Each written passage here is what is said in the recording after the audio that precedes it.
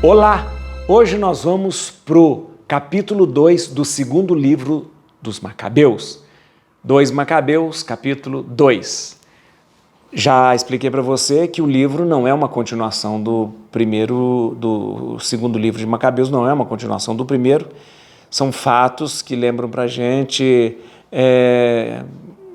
fatos relevantes sobre a revolta dos Macabeus, mas ele vai até um pouco antes da morte de Judas Macabeu, trazendo para a gente basicamente a resistência do povo judeu diante da helenização. Muito bem? Este capítulo 2, ele traz para a gente o quê? Ele traz para a gente esta grande celebração da dedicação do templo, ou seja, a festa que o templo é dedicado, uma vez que o templo foi purificado de todas aquelas coisas que Antíoco IV tinha feito no templo, profanado o templo será purificado. Ou seja, é muito importante esse momento porque é o momento que os judeus assumem novamente o templo, né? O templo tinha ficado na mão dos reis seleucidas e os judeus assumem novamente, tá bom? E hoje nós vamos ter nesse capítulo o chamado prólogo do autor. A gente vai conhecer mais um pouco do autor deste segundo livro dos Macabeus, que nós já sabemos chama-se Jasão de Cirene, que escreveu esse livro no segundo século antes de Cristo, então bem próximo de todos os acontecimentos, para animar e encorajar o povo judeu a resistir contra a helenização. É muito importante a gente ler a Bíblia e como a gente está fazendo, um capítulo por dia, explicações todas elas para que a gente possa entender. Eu agradeço você, viu? Muito obrigado mesmo. Aí você que está fazendo essa caminhada com a gente, cada dia um capítulo, cada dia uma explicação. Chame mais pessoas, convide mais pessoas, dê um like nesse vídeo. Isso aí, tá vendo aqui embaixo? Dá aquele joinha assim, dá um like, porque aí você me ajuda a divulgar o vídeo. E você me ajuda também, cada vez mais, a fazer com que o canal tenha mais e mais pessoas, para que a gente, mais e mais pessoas, possamos ler a Bíblia. Bíblia na mão, Espírito Santo no coração. Vamos lá então, vamos ler o segundo capítulo do segundo livro dos Macabeus. Viu, gente? Vamos lá. Acha-se escrito nos documentos relativos ao profeta Jeremias que foi ele quem ordenou aos cativos tomar o fogo, como se acaba de contar, e que o profeta, dando-lhes um exemplar da lei, recomendou-lhes não esquecerem os mandamentos do Senhor e não se deixarem seduzir à vista dos ídolos de ouro e de prata ou dos ornamentos dos quais estavam ornados. Conjurou-os, entre outros avisos, a não afastarem-se da lei, a não afastarem a lei do seu coração. O escrito mencionava também como profeta, pela fé da revelação, havia desejado fazer-se acompanhar pela arca e pelo tabernáculo quando se dirigisse à montanha que subiu Moisés para contemplar a herança de Deus. No momento em que chegou, descobriu uma vasta caverna na qual mandou depositar a arca, o tabernáculo e o altar dos perfumes. Em seguida, tapou a entrada. Alguns daqueles que o haviam acompanhado voltaram para marcar o caminho com sinais, mas não puderam achá-lo. Quando Jeremias soube, repreendeu-os e disse-lhes que esse lugar ficaria desconhecido até que Deus reunisse o seu povo e usasse com ele de misericórdia. Então revelará o Senhor o que ele encerra e aparecerá a glória do Senhor como uma densa nuvem, semelhante à que apareceu no tempo de Moisés e quando Salomão rezou para que o templo recebesse uma consagração magnífica. Estava também relatado como esse sábio ofereceu o sacrifício da dedicação e da conclusão do santuário, como também a semelhança de Moisés, que orou ao Senhor e obteve que o fogo do céu descesse e consumisse as ofertas. Assim também, Salomão pôs-se a rezar e o fogo desceu do alto para queimar os holocaustos. Moisés disse: por não ter sido comido, o sacrifício pelo pecado foi consumido. Também Salomão prolongou por 8 dias a dedicação. Nas relações e nas memórias do tempo de Neemias, Contavam-se os mesmos feitos, e como também ele formou uma biblioteca, reunindo tudo o que se referia aos reis e aos profetas, os escritos de Davi e as cartas dos reis a respeito das oferendas. Do mesmo modo, Judas reuniu todos os livros espalhados pela guerra que nos sobrevieram, e essa coleção se encontra em nosso poder. Por conseguinte, se tendes necessidade de um desses livros, enviai-nos mensageiros que vô-los levarão.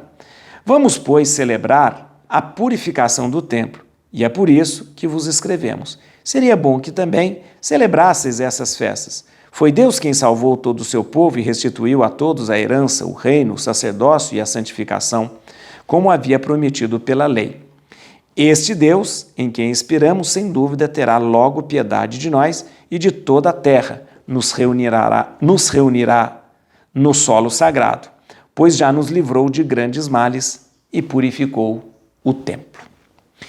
Presta atenção, nesse capítulo agora nós vamos conhecer o autor do livro. O autor do livro, né, ele vai escrever aqui um prólogo, e nós vamos entender ele como autor desse segundo livro dos Macabeus. Os acontecimentos efetuados no tempo de Judas Macabeu e de seus irmãos, a purificação do augusto templo e a dedicação do altar, como também as guerras sustentadas contra Antíoco Epifânio e seu filho Eupátor, as manifestações celestes sobrevindas em favor dos bravos, que lutaram corajosamente em defesa do judaísmo e que, apesar do seu número reduzido, se tornaram senhores de todo o país, puseram em fuga as hordas bárbaras, recobraram a posse do templo, famoso em todo o universo, livraram a cidade e restabeleceram as leis em via de abolição. Tudo isso graças ao Senhor que lhes foi misericordioso. Eis o que Jasão de Cirene narra em 5 livros, que tentaremos resumir em um só. Considerando a multidão das letras e a dificuldade que, em vista da abundância dos assuntos, experimentam aqueles que desejam penetrar no estudo das narrativas históricas. Temo-nos preocupado em agradar aos que apenas desejam lê-las, em facilitar aos que procuram retê-las e ser úteis a todos em geral. Para nós, que empreendemos este árduo trabalho de resumir, não é coisa fácil, mas uma questão de suor e vigílias. No entanto, como aquele que prepara um festim e procura satisfazer aos outros, assume uma tarefa penosa. Assim nós, de boa vontade, tomamos a nós este trabalho para obter a gratidão de muitos, e deixando para o autor o cuidado de tratar cada assunto em seus detalhes. Nós nos esforçamos em expô-los com auxílio de fórmulas resumidas, assim como para uma casa nova cabe ao arquiteto preocupar-se com o conjunto da construção, enquanto aquele que está encarregado dos afrescos e das pinturas só se ocupa com a decoração. Assim me parece, é o que cabe a nós. O autor de uma história toca aprofundar tudo, dissertar sobre tudo, procurar todos os detalhes, mas o que resume deve, ao contrário, procurar condensar a narrativa e evitar a minúcia na exposição dos fatos. Agora, após tão longos prolegômenos, comecemos a nossa relação, porque seria absurdo ser prolixo antes da história e breve na própria história. Muito bem, vamos entender esse capítulo 2, que é um capítulo muito curtinho e muito fácil de entender. Primeiro, a primeira coisa, nós temos aqui, gente, nesse segundo capítulo, uma lenda, uma história de possivelmente como a arca teria sido escondida para se livrar da destruição feita por Nabucodonosor. Olha, quando você estudou comigo o tempo do exílio, né, a arca estava no templo, junto com ali no tabernáculo, aquela coisa toda. Quando Nabucodonosor veio, né, naquelas sucessivas levas, levando o povo judeu para o exílio na Babilônia, houve uma investida de Nabucodonosor que destruiu o templo todo. E foi nesse momento em que a arca se perdeu, foi destruída e ninguém tem mais ninguém mais sabe o paradeiro desta arca, da arca perdida, né? A arca perdida. Já teve até filme sobre isso. Ora, há uma história apócrifa, presta atenção, há uma história apócrifa que talvez Jeremias tivesse levado esta arca e escondido num determinado lugar e pedido para que se marcasse o lugar. Aconteceu que não marcaram o lugar onde está a arca e a arca está escondida e será revelada somente um dia, no final dos tempos, quando Deus mostrar através de uma nuvem, como ele fez com o povo no deserto, a localização daquela arca. Mas isso trata-se de um escrito apócrifo e provavelmente é uma lenda. Mas o autor retoma esta lenda aqui para contar, né, justamente desta história que possivelmente a arca não tivesse sido destruída ali na investida de Nabucodonosor, mas fora escondida pelo profeta para que um dia Deus pudesse revelar. Olha, é muito pouco provável que isso seja verdade, tá bom? Tá certo? E até hoje, por causa disso, tem pessoas em busca da arca perdida aí, né? Até o Indiana Jones está procurando a arca perdida por aí, tá, essa coisa. Mas não é isso o importante desse capítulo. O importante desse capítulo é que logo depois do autor trazer essa história, acontece o quê? Ele fala, eu estou querendo pedir a vocês que celebrem a dedicação do templo. Gente, volto a dizer, é muito importante essa festa da dedicação do templo. Por quê? Porque os filhos de Matatias, o Judas, né, Judas Macabeu, tinha conseguido reaver o templo para os judeus. O templo tinha sido profanado, tinha colocado estátua de Zeus, tinha sido colocado um monte de deuses pagãos, já não se fazia sacrifícios para o Deus verdadeiro, mas para deuses pagãos. Então Judas Macabeu consegue trazer de volta o templo para os judeus, né? É a primeira vitória da revolta dos Macabeus. E isso precisa ser celebrado. Esta festa se torna uma festa muito solene que é celebrada até hoje, que é chamada Hanukkah. Hanukkah.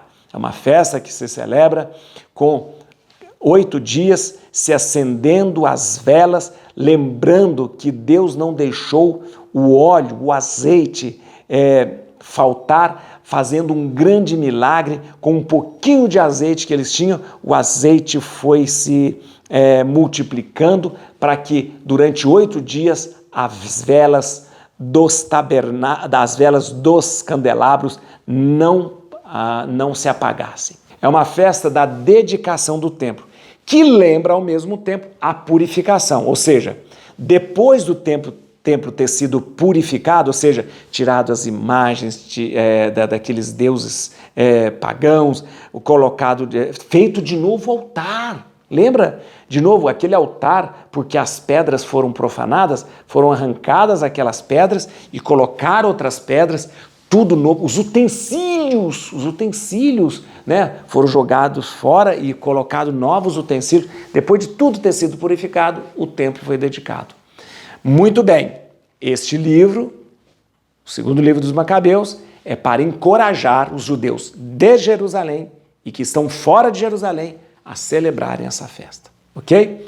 Logo depois nós temos aqui uma explicação do autor. Gente, quem escreveu toda a história do segundo livro de Macabeus é um sujeito chamado Jasão de Cirene.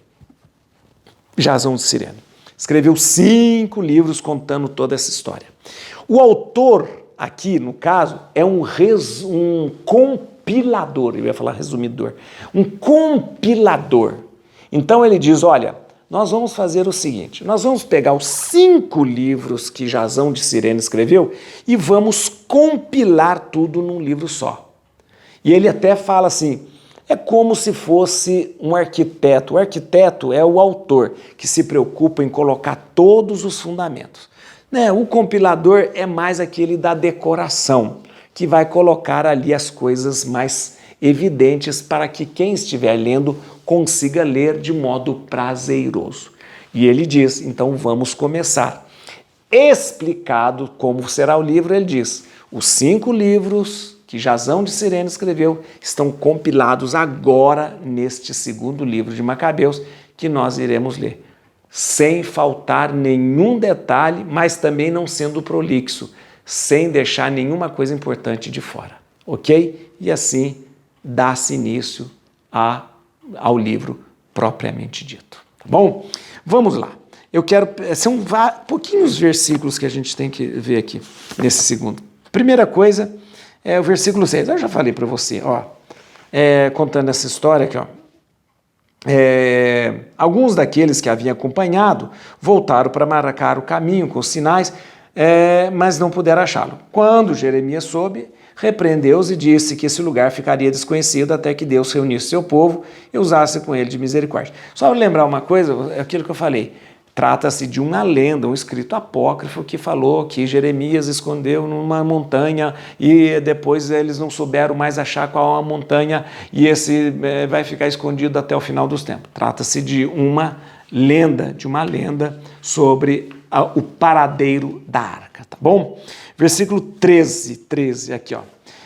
Nas relações e nas memórias do tempo de Neemias contavam-se também os feitos e como também ele formou uma biblioteca reunindo tudo que se referia aos reis, aos profetas, aos escritos de Davi a respeito das oferendas.